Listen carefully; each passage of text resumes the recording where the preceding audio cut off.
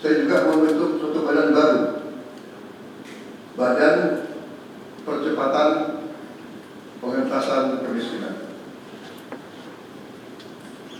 Badan ini akan mempelajari, akan mengikuti semua program-program perlindungan sosial, semua program-program bantuan ke bagian golongan rakyat yang masih perlu bantuan. Bismillahirrahmanirrahim. Assalamualaikum warahmatullahi wabarakatuh. Selamat siang. Salam sejahtera bagi kita sekalian. Shalom, Om Swastiastu, Namo Buddhaya, salam kebajikan, rahayu-rahayu. Saudara-saudara sekalian, para anggota kabinet Saudara Siti yang saya hormati dan saya banggakan, Wakil Presiden yang saya hormati, para Menko, Ketua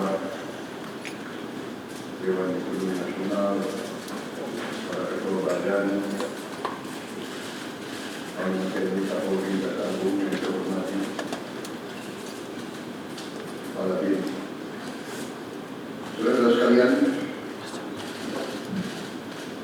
sekarang saya kira adalah suatu momen bersejarah. Ini adalah sidang kabinet paripurna pertama yang saya pimpin. Kabinet yang kita sepakati lebih lama kabinet merah putih untuk menjadi suatu simbol persatuan, simbol kebersamaan, simbol kebangsaan. Saya terus-menerus sudah beberapa tahun ini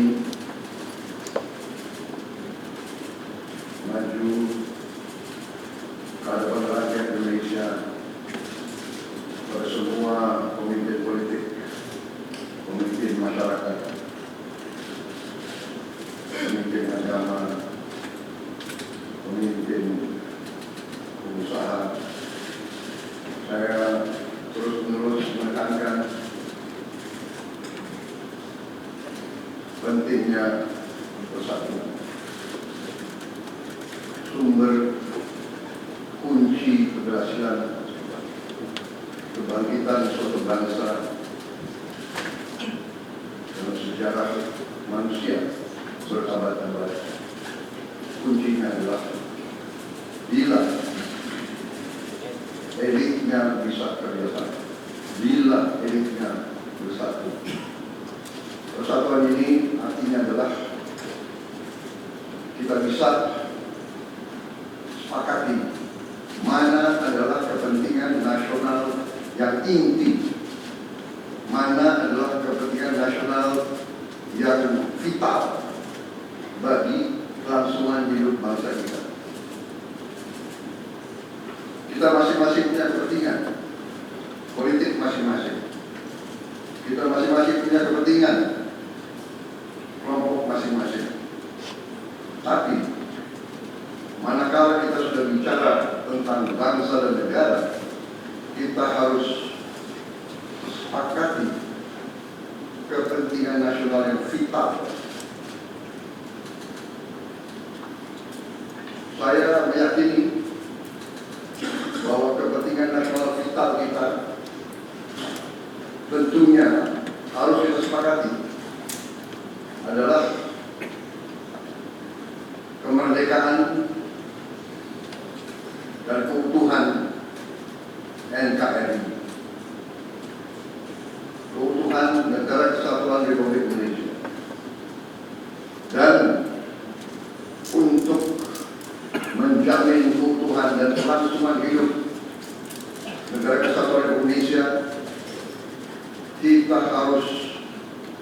dengan handal, dengan cerdik, dengan pandai bisa menjaga dan mengelola kekayaan bangsa kita. Hanya apabila kita bisa menjaga dan mengelola dengan baik semua kekayaan kita, hanya dengan demikian kita bisa memberi pelayanan kepada rakyat kita. Kita bisa memberi kebutuhan hidup rakyat kita.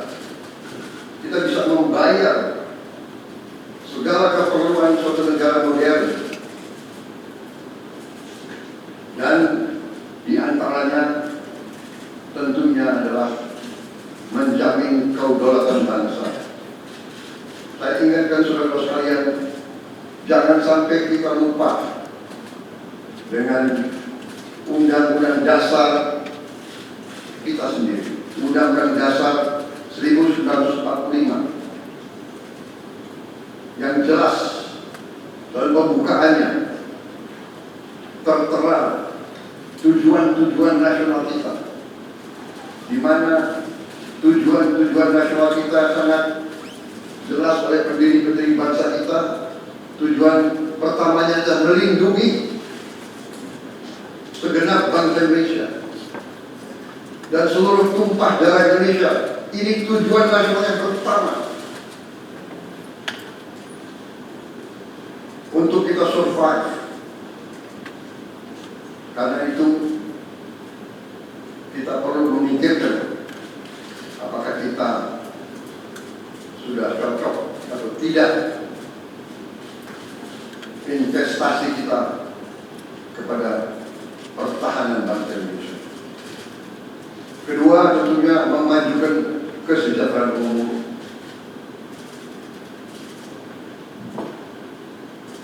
Saya katakan berkali-kali bahwa negara yang merdeka, rakyatnya harus merasakan kemerdekaan. Janganlah kita bangga menjadi anggota G20 kalau rakyat kita masih banyak yang miskin, masih banyak yang lapar. Mencerdaskan kehidupan bangsa mutlak. Pendidikan bagi kita adalah prioritas yang sangat tinggi.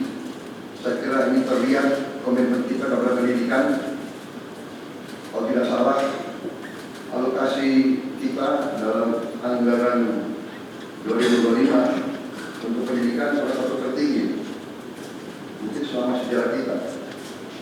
Untuk pertama kali kita sudah 25%, 20.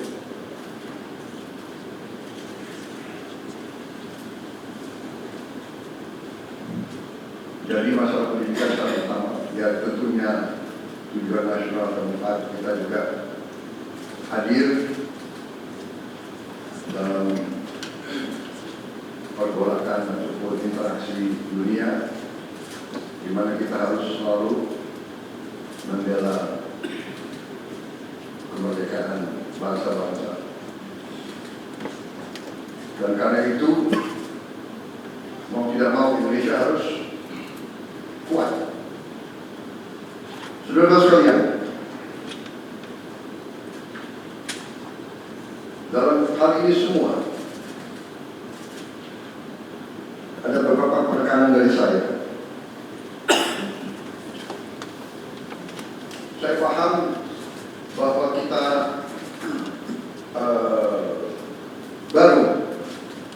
baru dilantik, saya saja baru 3 hari, saudara-saudara baru 2 hari. Dan saudara-saudara, saya persilakan secepat mungkin, terutama bagi menteri-menteri yang baru, silakan konsolidasi sendiri, mengatur sendiri secepat mungkin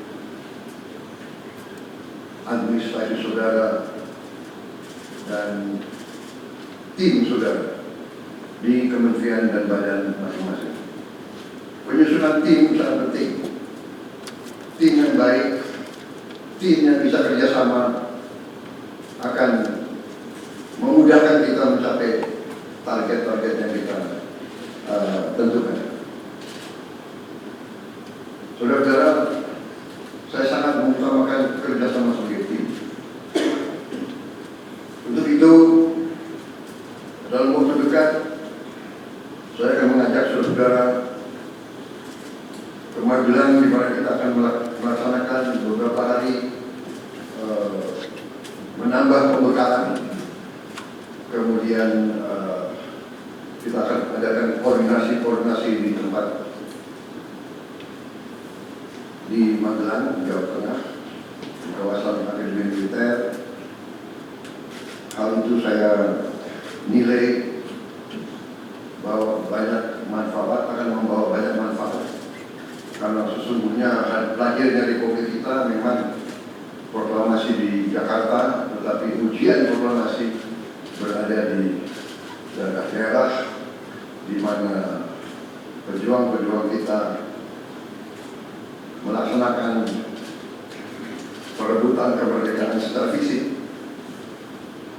Dan daerah Magelang merupakan suatu sentra perlawanan kita terhadap penjajah. Mulai ratusan tahun dikenal sebagai daerah perjuangannya Pangeran Diponegoro di antara 5 gunung. Itu saya kira cukup membawa suatu aura tradisi keberanian, tradisi heroisme, tradisi cinta tanah air. Saudara sekalian, jumlah anggota kabinet kita sebanyak 48 menteri. Juga ada badan-badan yang sangat strategis. Ini memang lebih banyak dari pemerintah sebelumnya. Jumlah ini saya sadari memang bisa dianggap tergolong besar, tapi memang bangsa kita bangsa yang besar. Kita tidak dapat pungkiri bahwa kita negara keempat terbesar di dunia dari jumlah penduduk. Dari luas wilayah kita, luasnya sama dengan Eropa Barat, di mana Eropa itu terdiri dari 27 negara, kita satu negara. Mengelola Eropa itu membutuhkan 27 menteri keuangan, 27 menteri pertahanan, 27 menteri dalam negeri. Saudara, kita seluas Eropa. Saudara sekalian, kita juga memilih sistem politik demokratis. Kalau kita negara otoriter, mungkin kita cukup menjalankan semua dengan jumlah penduduknya sendiri. Jadi saudara, ini tidak masalah. Yang penting kita bekerja dengan efisien. Yang penting kita tidak bekerja dengan seenaknya. Saya minta Menteri Keuangan, saya minta semua Menko, saya minta semua menteri telusuri lagi alokasi APBN, pelajari lagi DIPA, pelajari lagi. Saya minta detail kegiatan-kegiatan yang terlalu seremonial, terlalu banyak seminar, terlalu banyak salah sehat, terlalu banyak konferensi, terlalu banyak perjalanan luar negeri, mohon dikurangi. Kita harus memberi contoh. Fokus kita adalah pembangunan ekonomi, kesejahteraan rakyat ke dalam. Jangan mengada-ada studi banding, belajar pramuka ke negara lain. Saya minta efisien. Saudara-saudara, kalau saudara perhatikan dalam pemerintahan yang saya bentuk, saya perkuat kepala staf kepresidenan. Saya perkuat itu, saya ada tambah lagi Badan Pengendalian Pembangunan dan Investigasi Khusus. Tugas mereka adalah memonitor semua program, semua proyek yang kita akan lancarkan. Saya juga membentuk suatu badan baru, Badan Percepatan Pengentasan Kemiskinan. Badan ini akan mempelajari, akan mengikuti semua program-program perlindungan sosial, semua program-program bantuan ke bagian golongan rakyat yang masih perlu bantuan.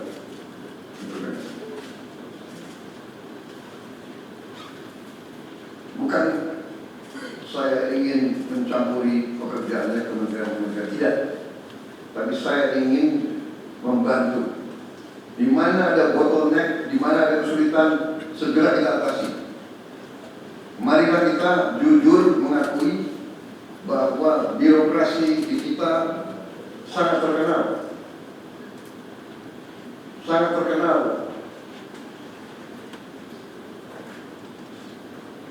Ribetnya, sangat terkenal. Lambatnya.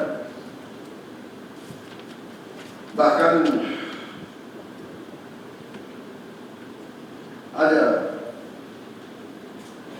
pembicaraan oleh rakyat kita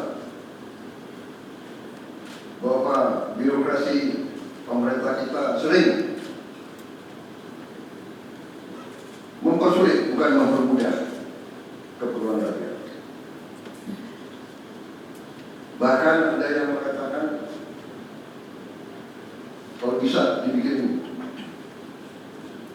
sulit, kenapa dibikin mudah? Ini saya minta menteri-menteri sekarang, mari kita lebih berani, mari kita lebih tidak ragu-ragu untuk memberi pelayanan yang terbaik kepada rakyat kita. Jangan ragu-ragu kalau saudara tidak puas dengan pejabat-pejabat di bawah Anda, laporkan, segera kita ganti. Begitu banyak orang yang mau mengabdi. Tidak ada orang di sini yang kebal, yang tidak patuh, tidak bekerja keras untuk bangsa dan negara dan rakyat. Saudara saya beri wewenang, copot segera, suruh tinggal di rumah aja, daripada bikin susah kita. Saudara-saudara sekalian,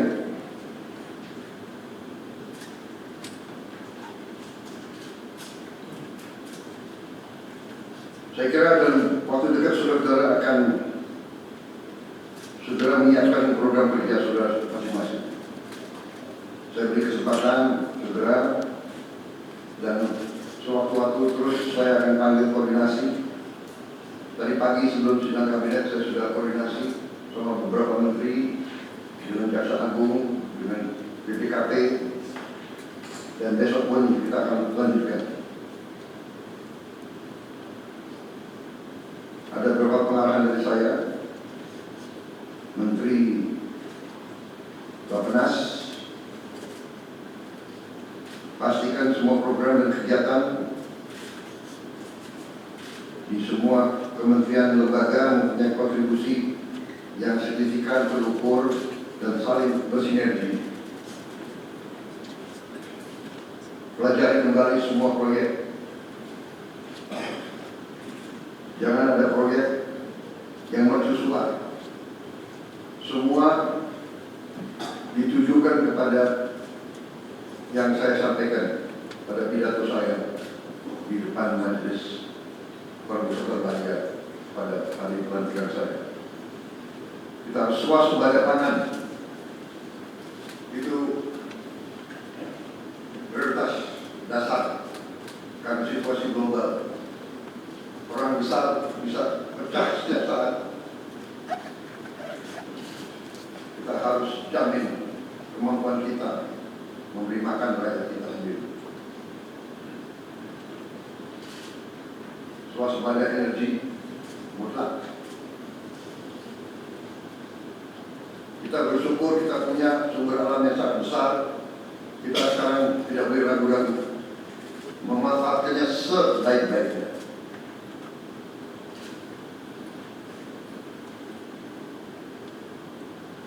Hilirisasi kunci daripada kemakmuran. Karena itu saya minta menteri-menteri terkait, Menteri Investasi, Hilirisasi, Menteri Bappenas, Menteri SDM,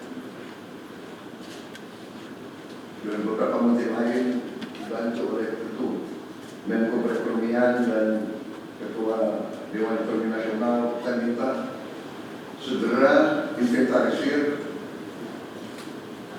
proyek-proyek penting dalam program hilirisasi kita.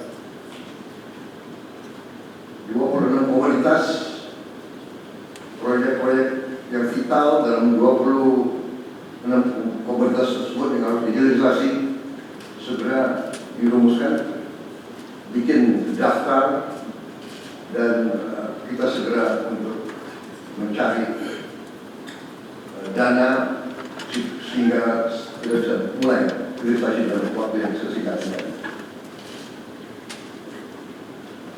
Kemudian program makan bergizi,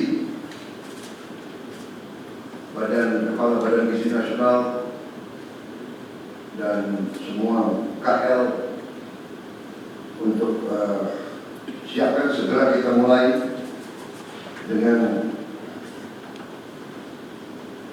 bergerak cepat, tepat sasaran, terukur, tapi jangan takut dengan kesulitan.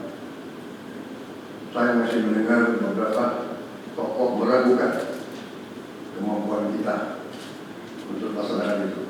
Saya tidak katakan bahwa ini bisa selesai dalam 1 minggu, 2 minggu, atau 3 bulan. Tidak ada di antara kita yang punya tongkat Nabi Sulaiman. Tapi kita bisa berhitung, kita bisa mengelola, kita bisa alokasi dana, kita bisa kerahkan sumber daya, dan kita akan mencapai target yang kita tentukan. Saya pun yakin, saya pertaruhkan kepimpinan saya. Bagi saya, makan bergizi untuk anak-anak dan ibu hamil ini adalah strategi. Yang tidak mendukung hal ini silakan keluar dari pemerintah yang saya pilih. Kita satu tim, harus yakin semuanya. Ini bagian daripada rencana kebangkitan bangsa Indonesia. Dan sesudah itu, tentunya yang saya katakan pendidikan sangat mutlak. Saya sudah panggil Menteri Pendidikan Tinggi, Sains dan Menteri Pendidikan Dasar Menengah. Kita sudah mempunyai gambaran besar bagaimana kita segera akan menyentuh semua anak-anak kita. Kita akan gunakan teknologi untuk mempercepat membawa pendidikan kepada anak kita. Dan ini sudah itu tentunya kesehatan juga penting. Demokratisasi yang paling cepat, yang paling dirasakan oleh rakyat adalah pendidikan dan kesehatan. Kalau kita bisa memberi pendidikan yang terbaik untuk anak-anak kita, kesehatan yang memadai untuk seluruh rakyat kita, itu adalah demokrasi yang sebenarnya. Menteri Kesehatan teruskan reformasi kesehatan, atasi kekurangan dokter dan tenaga kesehatan. Kita punya program khusus, nanti kita bahas itu sendiri. Ini semua harus ditopang oleh pertahanan yang kuat, penegakan hukum yang tidak ragu-ragu. Saya minta Jaksa Agung, Kapolri, BPKP, Badan Intelijen Negara fokus ancaman berat bagi kita, judi online, narkoba, penyelundupan, penyelewengan, korupsi, kebocoran. Hanya dengan penegakan hukum yang tegas dan intelijen yang baik, bukti-bukti yang kuat, bisa kita segera mitigasi hal ini semua.